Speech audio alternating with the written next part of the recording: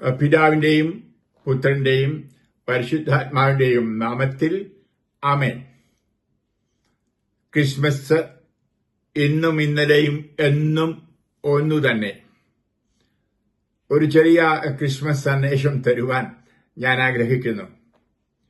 നമുക്കറിയാം, ക്രിസ്മസ് എന്ന് പറയുമ്പോൾ പഴയ ഒരു ഓർമ്മയാണ്. 2025 വർഷം മുമ്പ് ബെത്ലഹേമിൽ പിറന്ന ആ സംഭവത്തെപ്പറ്റി ഓർക്കുന്ന ഒരു ഓർമ്മ ദിനവും ആണ്. അതേസമയം ക്രിസ്മസിന് വലിയ പ്രതീക്ഷ നൽകുന്ന വേറൊരു ആശയമുണ്ട്, ഒരു തലമുണ്ട്. അത് യേശുവിന്റെ രണ്ടാമത്തെ വരവാണ്. അതിന്റെ ഒരു മുന്നാസൂചകം കൂടിയാണ് ക്രിസ്മസ് എന്ന് ഞാൻ പറയും. അപ്പൊ ക്രിസ്മസ് എന്ന് പറയുന്നത് പഴയ ഒരു ചരിത്രത്തിന്റെ ഓർമ്മയും വരാനിരിക്കുന്ന സംഭവത്തിന്റെ മുൻ ആസ്വാദനവും ഒന്നിച്ച് സമ്മേളിക്കുന്നതാണ്. കണിശമായിട്ടും നമുക്കറിയാം, ഇന്നത്തെ ക്രിസ്മസ് ആഘോഷങ്ങളൊക്കെ സത്യത്തിന് നിരക്കാത്തതാണ്. എന്ന് പറഞ്ഞാൽ, കാലിത്തൊഴുത്തിൽ ഒരു പാവപ്പെട്ടവനായി ജനിച്ച് ആരാലും ഉപേക്ഷിക്കപ്പെട്ട ഒരു ശിശു, നമുക്കറിയാം, ഒരു സത്രം പോലും കിട്ടിയില്ല ജനിക്കാൻ. അതാണ് സംഭവം. എന്നാൽ ഇന്ന് നാം കാണുന്നത് രാജകൊട്ടാരം പോലെ വലിയ പുൽക്കൂടൊക്കെ ഉണ്ടാക്കി, മാത്രമല്ല ഭയങ്കര തീറ്റയും കുടിയും അലങ്കാരവും ക്രിസ്മസ് നക്ഷത്രവും പ്രദക്ഷിണവും ഇതെല്ലാമായിട്ട് ഞാൻ പറഞ്ഞത് സത്യം നഷ്ടപ്പെട്ട ഒരു ആചരണമാണ്. സത്യത്തിലേക്ക് നമ്മൾ തിരിച്ചു പോകേണ്ടതാണ്. ഇനിയും സത്യത്തിൽ എന്താണ്? കൃപ നിറഞ്ഞവളുടെ ഉദരത്തിൽ ദൈവം മനുഷ്യാവതാരം ചെയ്യുന്നു. നമുക്കറിയാം, കൃപ നിറഞ്ഞവളെ സ്വസ്തി, നന്മ നിറഞ്ഞവളെ സ്വസ്തി എന്ന് മാതാവിനെ വിളിച്ചുകൊണ്ട് വചനം മാതാവിന്റെ ഉദരത്തിൽ കടന്നു വരുന്നു. പരിശുദ്ധാത്മാവിന്റെ ആവാസത്തിലൂടെ അത് കുട്ടി ജന്മം കൊള്ളുന്നു. ആ കുട്ടിക്ക് ജനനം കൊടുക്കുന്നു ബെത്ലഹേമിൽ. ഇനിയും പ്രിയപ്പെട്ടവരെ, നമുക്കറിയാം യേശു വന്നതിന്റെ പ്രധാന ഉദ്ദേശം എന്തായിരുന്നുവെന്ന് നമ്മളിത് വ്യക്തമായിട്ട് വായിക്കുന്നുണ്ട്. പത്രോസ് എഴുതിയ രണ്ടാമത്തെ ലേഖനത്തിന്റെ 1:4 ദുരാശ മൂലം ലോകത്തിലുണ്ടാകുന്ന വിനാശത്തിൽ നിന്ന് രക്ഷപ്പെട്ട് ദൈവിക സ്വഭാവത്തിൽ നിങ്ങൾ പങ്കുകാരാകേണ്ടതിനാണ് കർത്താവായ യേശുക്രിസ്തു ഈ ലോകത്തിലേക്ക് വന്നത്. ആഴമായി ചിന്തിക്കേണ്ട ഒരു ആശയമാണ് ഇത്. ദുരാശ മൂലം അത് ലോകത്തിൽ ഉണ്ടായിരിക്കുന്ന വിനാശം. ഇന്ന് നമ്മൾ നോക്കുകയാണെങ്കിൽ ഈ വിനാശങ്ങളുടെ പട്ടിക ഒന്നിന് പുറകെ നമുക്ക് കാണാൻ സാധിക്കും. അന്ന് 2025 വർഷം മുമ്പ് യഹൂദരുടെ കാലത്ത് അന്ന് ജെറുസലമിലും പ്രാന്തപ്രദേശങ്ങളിലും ഉണ്ടായിരുന്ന പ്രശ്നങ്ങളെക്കാൾ വലിയ പ്രശ്നങ്ങളും തിന്മകളുമാണ് ഇന്ന് നമുക്ക് അഭിമുഖീകരിക്കേണ്ടി വരുന്നത്. അപ്പോൾ ഇവിടെ നിശ്ചയമായിട്ടും യേശുവിന്റെ ഒരു പുതിയ വരവ് മതിയായേ തീരൂ. അതുകൊണ്ടാണ് നമുക്കറിയാം, കാലഘട്ടത്തിന്റെ പ്രവാചകരായ പലരിലൂടെയും കർത്താവ് സംസാരിക്കുന്നുണ്ട്, കർത്താവിന്റെ പരിശുദ്ധാത്മാവ് സംസാരിക്കുന്നുണ്ട്, അവന്റെ വരവ് അടുത്തിരിക്കുന്നു എന്ന്. നമുക്കറിയാം, പൗലോസ്ലീഹ റോമാക്കാർക്ക് ലേഖനത്തിന്റെ 11-ാം അധ്യായം 5 വചനത്തിൽ പറയുന്നുണ്ട്, ഈ കാലത്ത് കൃപയാൽ തെരഞ്ഞെടുക്കപ്പെട്ടവരെ വിളിച്ചുകൂട്ടുന്നു, അവരൊരു അവശിഷ്ട ഭാഗമായിരിക്കാം എന്ന് പറഞ്ഞാൽ, യേശുക്രിസ്തുവിൽ യഥാർത്ഥ വിശ്വാസം അർപ്പിച്ച് നന്മ നിറഞ്ഞവനായി ആ കൃപയാൽ നിറഞ്ഞ ഒരു ജീവിതം നയിക്കുന്ന ആളുകളെ ഇന്ന് കർത്താവ് അന്വേഷിക്കുന്നുണ്ട്. അവിടെയാണ് യഥാർത്ഥ ക്രിസ്മസിന്റെ ആഘോഷം ഉണ്ടാവേണ്ടത്. അതിനായിട്ട് കർത്താവ് വരുന്നുണ്ട്, മുട്ടി വിളിക്കുന്നുണ്ട്. ആ സത്രത്തിൽ മുട്ടി വിളിച്ചതുപോലെ സത്രങ്ങൾ തുറക്കപ്പെട്ടില്ല. ഇവിടെയാണ് നമ്മുടെ ഹൃദയങ്ങൾ നമ്മൾ തുറന്ന് കൊടുക്കേണ്ടത്. കൊടുക്കുകയാണെങ്കിൽ പറയാണ്, ഞാൻ വന്ന് നിങ്ങൾ എന്നിലും ഞാൻ നിങ്ങളിലും വസിക്കും, ഒന്നിച്ചു ഭക്ഷിക്കും. നമുക്കറിയാം, വെളിപാട് പുസ്തകം 3:20 നിങ്ങൾക്കെല്ലാം അറിയാം. അവിടുത്തെ സ്വരം കേട്ട് ആ ഹൃദയം തുറന്നു കൊടുക്കണം.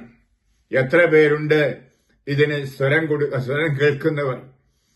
ഇവിടെയാണ് ഇന്ന് നമ്മൾ ജീവിക്കുന്ന കാലഘട്ടം മോശമാണ്. യെശയ്യാ 5-ാം അധ്യായത്തിൽ പറഞ്ഞിരിക്കുന്ന പോലെ തിന്മയെ നന്മയെന്നും പ്രകാശത്തെ ഇരുട്ടെന്നും അല്ലെങ്കിൽ കയ്പിനെ മധുരമെന്നും ഒക്കെ പറയുന്ന ഒരു കാലഘട്ടം ആണ് എന്ന് നമ്മൾ ഓർക്കണം. യെശയ്യാ പ്രത്യേകിച്ച് പറയുന്നുണ്ട്, നുണയുടെ കയറുകൊണ്ട് അകൃത്യത്തെ വലിച്ചിഴയ്ക്കുന്നു. സത്യമല്ലേ? ഇന്നത്തെ ഈ കൃത്രിമ ബുദ്ധിയും അതുപോലെ തന്നെ ഇന്റർനെറ്റും ഇതെല്ലാം വഴിയായിട്ട് നുണയുടെ കയറുകൊണ്ട് അകൃത്യത്തെ വലിച്ചിഴയ്ക്കുന്നു, തിന്മയെ നന്മയെന്ന് വിളിക്കുന്നു. ഇനിയും തന്നെത്താനെ ജ്ഞാനിയാണെന്നും സൂക്ഷ്മബുദ്ധിയെന്നും കരുതുന്നു. ഞാനാണ് മിടുക്കൻ, മറ്റുള്ളവരെ ശ്രമിക്കേണ്ട ആവശ്യമില്ല, ബൈബിൾ കേൾക്കേണ്ട ആവശ്യമില്ല, ബൈബിൾ പ്രസംഗം കേൾക്കേണ്ട ആവശ്യമില്ല എന്നൊക്കെ ചിന്തിച്ച് നമ്മുടെ ഹൃദയങ്ങൾ ഒരു പക്ഷെങ്കിൽ ദൈവവചനത്തിന് കൊട്ടി അടച്ചിരിക്കുകയാണ്, തുറന്നു കൊടുക്കാതെ കണ്ട്. വചനം കടന്നു വന്നാലേ വചനം നമ്മളിൽ മാംസം ആവുകയുള്ളൂ എന്ന കാര്യം മറക്കരുത്. ഇനി മാത്രമല്ല, വീഞ്ഞു കുടിക്കുന്നതിൽ വീരന്മാരും വിവിധ തരം മദ്യം കൂട്ടിക്കലർത്തുന്നതിൽ വിരുദ്ധന്മാരും അതുപോലെ കൈക്കൂലി വാങ്ങി കുറ്റവാളിയെ മോചിപ്പിക്കുന്നവരും നിരപരാധിയെ നീതി കൊടുക്കാതിരിക്കുകയും എല്ലാം ചെയ്യുന്ന ഒരു കാലഘട്ടമല്ലേ പ്രകാശത്തെ അന്ധകാരമായി, അന്ധകാരത്തെ പ്രകാശമായി, മധുരത്തെ കയ്പായി, കയ്പിനെ മധുരമായി എന്ന് പറഞ്ഞാൽ നമ്മൾ അടുത്തൊരു കാലം വരെ തിന്മയെന്ന് വിളിച്ചതിനെല്ലാം നന്മയെന്ന് കാണുന്ന ഒരു കാലഘട്ടത്തിലാണ് മക്കളെ നമ്മൾ ജീവിക്കുന്നത്. ഇവിടെയാണ് കർത്താവിന്റെ വരവിന്റെ അർത്ഥം മനസ്സിലാക്കേണ്ടത്. 2020 വർഷം മുമ്പ്, 25 വർഷം മുമ്പ് വന്നത് എന്തിനായിരുന്നു? നമ്മളെ നന്മയിലേക്ക് നയിക്കാൻ, കൃപയിലേക്ക് നയിക്കാൻ. ഏതാനും പേർ വചനം കേട്ടു, കൃപയിലേക്ക് നയിക്കപ്പെട്ടു. എന്നാൽ വീണ്ടും ആ കൃപയുടെ ജീവിതം ഏകദേശം അളമുറ്റി നിൽക്കുന്ന ഒരു അവസരമാണിപ്പോൾ. അതുകൊണ്ട് കർത്താവിന്റെ വരവിന്റെ ഉദ്ദേശം മനസ്സിലാക്കണം. അവൻ വീണ്ടും വരും എന്ന് നമ്മൾ വിശ്വാസ പ്രമാണത്തിൽ വീണ്ടും വീണ്ടും ഏറ്റുപറയുന്നത് ആണ്. ആ വരവ് സംഭവിച്ചുകൊണ്ടിരിക്കുന്ന സമയമാണിപ്പോൾ. ആ കൃപയിലായിരിക്കുന്നവരെ ഒന്നിച്ചു കൂട്ടുവാനായിട്ട് കർത്താവ് ഇന്ന് അവശിഷ്ട ഭാഗത്തെ ഒന്നിച്ചു കൂട്ടുന്നതിനായിട്ട് കർത്താവ് കൃപ വർഷിക്കുന്ന ഒരു കാലഘട്ടം ആണ്.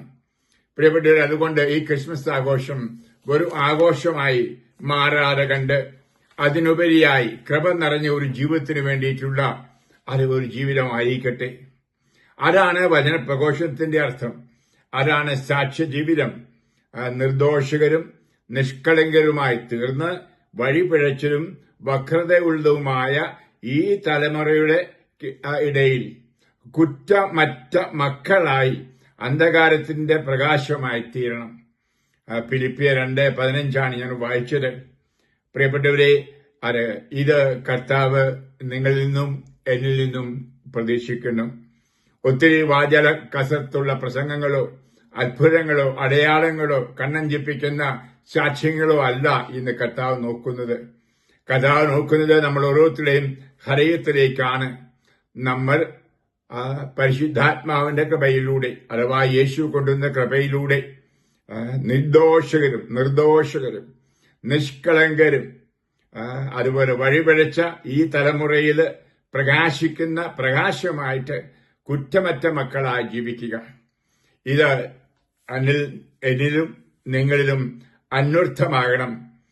അത് ഈ ചെറിയ സന്ദേശം ഞാൻ തരുന്നുള്ളൂ. ഏറെ പ്രസംഗിച്ചിട്ട് കാര്യമില്ല. ഒറ്റ കാര്യം മാത്രം. ദൈവം മനുഷ്യനായി തീർന്നത് നമ്മൾ ഓരോരുത്തരെയും രക്ഷിച്ച്, അതായത് ഈ വഴിപിഴച്ച ജീവിതത്തിൽ അതിനെയെല്ലാം അതിജീവിച്ച് കൃപയിൽ ജീവിച്ച് സ്വർഗത്തിൽ എത്തിച്ചേരുവാൻ ആണ്. വീണ്ടും പറയുന്നു, അവിടുത്തെ സന്ദേശം ഇതാണ്: ദൈവരാജ്യം സമീപിച്ചിരിക്കുന്നു. ദൈവരാജ്യം മറ്റൊന്നുമല്ല, അവനിലാണ്, അവനെ സ്വന്തമാക്കലിലാണ്. നമുക്ക് ആ പുൽക്കൂട്ടിലെ പുണ്യെ നമ്മൾ പോയി മുത്തും, നേർച്ചയിടും, നോക്കും, നല്ല മുഖമാണെന്ന് പറയും. അതൊക്കെ മാറ്റിയിട്ട് നമ്മുടെ ഉള്ളിന്റെ ഉള്ളിലേക്ക് നോക്കി ആ ഉള്ളിലെ ഉണ്ണീശ് ഒന്ന് മുത്താം. എങ്കിൽ അത് വിശുദ്ധിയിൽ മാത്രമേ അവനെ കണ്ടുമുട്ടാൻ സാധിക്കൂ. ഹൃദയ വിശുദ്ധിയുള്ളവർ ഭാഗ്യവാന്മാർ, അവർ ദൈവത്തെ കാണും. നമുക്കെല്ലാം അറിയാവുന്ന ദൈവവചനം. അതുകൊണ്ട് നമുക്ക് കൃപയിൽ, ദൈവസ്നേഹത്തിൽ, ദൈവാനുഗ്രഹത്തിൽ ഈ ക്രിസ്മസ് ആഘോഷിക്കാം.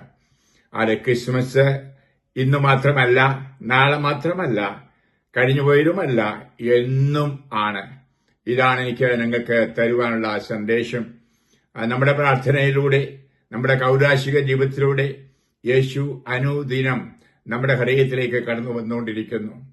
ആ കർത്താവിന് അവിടെ കിടക്കുവാൻ, ജനിക്കുവാൻ ഒരു സ്ഥലമുണ്ടോ? കൃപയുള്ളിടത്തെ അവിടത്തേക്ക് വസിക്കാൻ കഴിയൂ.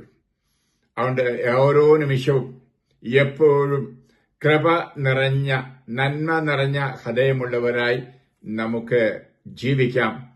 അതുകൊണ്ട് ഇക്കഴിഞ്ഞ ക്രിസ്മസിന്റെ ആഘോഷങ്ങൾ ആഘോഷിക്കുക, അതായത് ചരിത്രം പുനരാവർത്തിച്ച് ആഘോഷിച്ച് സന്തോഷിക്കുക, നല്ല കാര്യം. അതിൽ കൂടുതലായിട്ട് വരാനുള്ളതിനെ കണ്ടുകൊണ്ട് പ്രത്യാശപൂർവ്വം കാത്തിരുന്ന് കർത്താവിനെ പ്രതീക്ഷിച്ചുകൊണ്ടുള്ള സന്തോഷം. ആ ശുദ്ധ സ്ഥലത്തിലെ ആത്മാക്കളും മറ്റും കർത്താവിനെ കാണാനാച്ച ഏറെ സന്തോഷത്തോടെ ആ തീക്കകത്ത് കിടക്കുന്നു.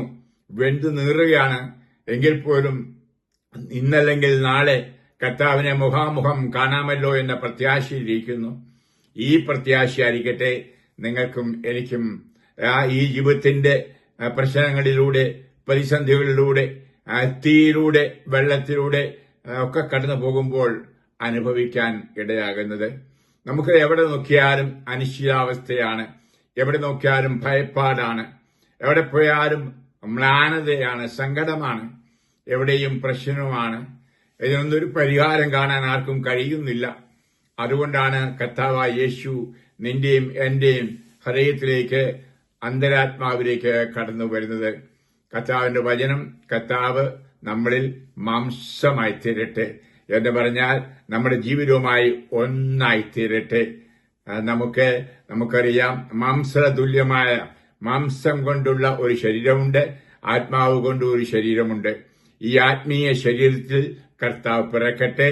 അങ്ങനെ ആ ജഡികതയിൽ ശരീരത്തിൽ ഉണ്ടാകുന്ന അസ്വസ്ഥതകളെല്ലാം അതിജീവിക്കാനായിട്ട്, എല്ലാ തിന്മകളെയും അതിജീവിക്കാനായിട്ട് നമുക്ക് സാധിക്കട്ടെ. നിങ്ങൾ ഓരോരുത്തർക്കും, നിങ്ങളുടെ കുടുംബങ്ങൾക്കും, കുടുംബത്തിലുള്ളവർക്കും ഞാൻ ഈ ക്രിസ്മസിന്റെയും തുടർന്നുള്ള പുതിയ വർഷത്തിന്റെയും ആശംസകൾ നൽകുന്നു. നിശ്ചയമായിട്ടും ക്രിസ്മസിന് ഞങ്ങൾക്ക് 3 കുർബാനകൾ ചൊല്ലാനുള്ള അനുവാദമുണ്ട് വൈദികർക്ക്. നിശ്ചയമായിട്ടും നിങ്ങൾക്ക് വേണ്ടി പ്രത്യേകിച്ച് ഓർത്ത് ഞാൻ കുർബാനകളിൽ പ്രാർത്ഥിക്കുന്നതാണെന്ന് വാഗ്ദാനം തരുന്നു. പ്രത്യേകിച്ച് എന്നെ സ്നേഹിക്കുന്നവർ, എനിക്ക് വേണ്ടി പ്രാർത്ഥിക്കുന്നവർ, ഞാനുമായി ബന്ധപ്പെട്ടുകൊണ്ടിരിക്കുന്നവര്, കത്ത് മുഖേനയും ഇമെയിൽ വഴിയും നേരിട്ട് കണ്ടുമെല്ലാം ധാരാളം പേർ ലോകമെങ്ങുമുണ്ട്. നിങ്ങളെല്ലാവർക്കും എന്റെ സ്നേഹം ഞാൻ തരുന്നു. നമുക്കറിയാം, സ്നേഹത്തിന്റെ അവതാരമാണല്ലോ ക്രിസ്മസ്. അതുകൊണ്ട് ആ സ്നേഹം ഞാൻ നിങ്ങൾക്കും എന്റെ പ്രാർത്ഥനയിലൂടെ നൽകുന്നു. ഒരു ക്രിസ്ത്യാനിക്ക് കൊടുക്കാൻ ഏറ്റവും വലിയ ദാനം അതാണ്, സമ്മാനം അതാണ്, പ്രാർത്ഥന. അതുകൊണ്ട് ക്രിസ്മസിന് നിങ്ങൾക്കുള്ള എന്റെ സമ്മാനം ചോക്ലേറ്റ് അല്ല, കേക്കല്ല, പുതിയ വസ്ത്രമല്ല, പിന്നെയോ എന്റെ സ്നേഹവും എന്റെ പ്രാർത്ഥനയും.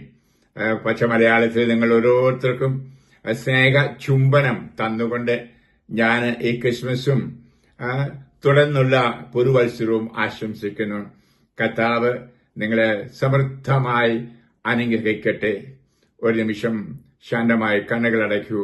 ഞാൻ നിങ്ങളെ ആശീർവദിച്ചു പ്രാർത്ഥിക്കാം. കാരണമുള്ള കർത്താവേ, ഞാനൊരു ചെറിയ സന്ദേശം മാത്രം എന്റെ മക്കൾക്ക് ഈ ക്രിസ്മസ് വേളയിൽ കൊടുത്തതാണ്. കാരണമുള്ള കർത്താവേ, കൂടുതലായിട്ടൊന്നും എനിക്ക് പറയാനില്ല.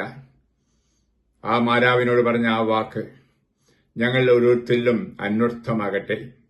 നന്മ നിറഞ്ഞവർ, കൃപ നിറഞ്ഞവരായി മാറട്ടെ. അങ്ങനെ ഞങ്ങളിൽ ഈശോയെ പിറപ്പിക്കുവാനിടയാകട്ടെ. ഞങ്ങളുടെ കൊട്ടിയടച്ച കഥകളൊക്കെ ഞങ്ങൾ തുറന്നു കർത്താവേ, ഈ നിമിഷം ഈ മക്കളെ കാണുന്നുണ്ടല്ലോ, ഇവരിലേക്ക് പ്രസാദപരമൊഴുക്കണമേ. എപ്പോഴും ആ ഈശോ കൊണ്ടുവന്ന ആ കൃപയിൽ ജീവിച്ചുകൊണ്ട് ഇന്നത്തെ തിന്മയുടെ ദുരാശകളെ അതിജീവിച്ച് വിശുദ്ധരായി ജീവിക്കുവാൻ കൃപ കൊടുക്കണമേ. ഓരോ ദിവസവും 24 മണിക്കൂറും, ഓരോ വർഷവും 365 ദിവസവും യേശുവിനെ നേരിൽ കണ്ടുകൊണ്ട്, മുഖാമുഖം കണ്ടുകൊണ്ട്, യേശുവിനെ വഹിച്ചുകൊണ്ട് ക്രിസ്മസ് ആഘോഷിക്കുന്നവരാകട്ടെ. ഇവർ ക്രിസ്മസ് ക്രിസ്ത്യാനികൾ ആകട്ടെ. അതിനായി ഞാൻ പ്രാർത്ഥിച്ചുകൊണ്ട് അങ്ങ് തിരുസമക്ഷം, അങ്ങ് ജനിച്ച ബെത്ലഹേമിലെ പുൽക്കൂട്ടിൽ അങ്ങ് വരാൻ പോകുന്ന ആ നിമിഷത്തിൽ സമർപ്പിക്കുന്നു. ഞാൻ ആശീർവദിക്കുന്നു ഇവരെ, മാത്രമല്ല ഇവരുടെ ബന്ധുമിത്രാദികളെയും കുടുംബത്തിൽപ്പെട്ടവരെയും ആശീർവദിക്കുന്നു. ഇവരുടെ കുടുംബങ്ങളെയും ആശീർവദിക്കുന്നു. ഇവരുടെ എല്ലാ പ്രവർത്തനങ്ങളെയും ആശീർവദിക്കുന്നു. എല്ലാറ്റിനും ഉപരിയായി കർത്താവ് ഇവരോരോരുത്തരും നിത്യതയിൽ അങ്ങയോടുകൂടി വസിക്കുവാനുള്ള കൃപാവരം നൽകണമെന്നും പ്രാർത്ഥിക്കുന്നു. പിതാവിന്റെയും പുത്രന്റെയും പരിശുദ്ധാത്മാവിന്റെയും നാമത്തിൽ ആമേൻ. നിങ്ങൾക്കെല്ലാവർക്കും ഒരിക്കൽ കൂടി ഞാൻ മെറി ക്രിസ്മസ്, ഹാപ്പി ക്രിസ്മസ് ആശംസിക്കുന്നു.